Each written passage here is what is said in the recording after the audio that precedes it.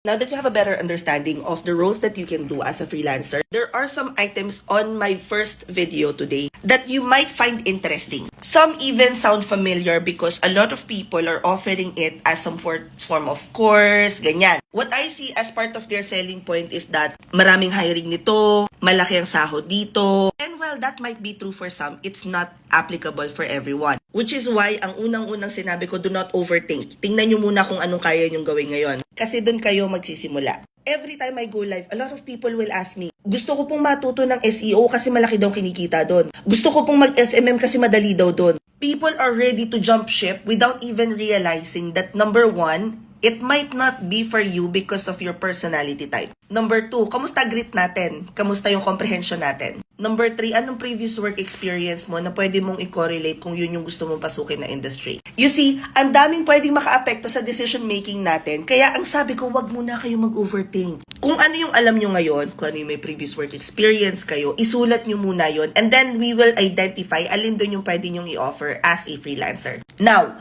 kapag nasubukan nyo na, after testing the waters, at nakita nyo na kung how freelancing works, that's when you start learning even if you're already earning. Walang mahirap sa taong matyaga na mag-aaral ng mga bagong skill set. Pero wag kayong pupunta dun sa linya na yon just because people said malaki yung pera dun or madali lang yung ginagawa dun. Wala talaga madali sa buhay. So let me make it as simple as possible. Administrative is pwede mong i-offer kung nag-work ka na sa office or you've worked in the call center industry. Ito yung panggagawa ng mga reports, email, paghahandle ng paperwork. Imagine being a secretary pero online ka nag-work. Creatives is all about marketing and making things beautiful. Dito pumapatak yung digital marketing. A lot of people wants to be SMM but they do not understand the basics of digital marketing, so that's not a good thing. If you wanna do SMM, SEO, affiliate marketing, influencer marketing, pag-aralan nyo muna is digital marketing. Pero mauutik-utik naman natin yon this year. Meron pa tayong 358 days, so kumalma kayo, okay?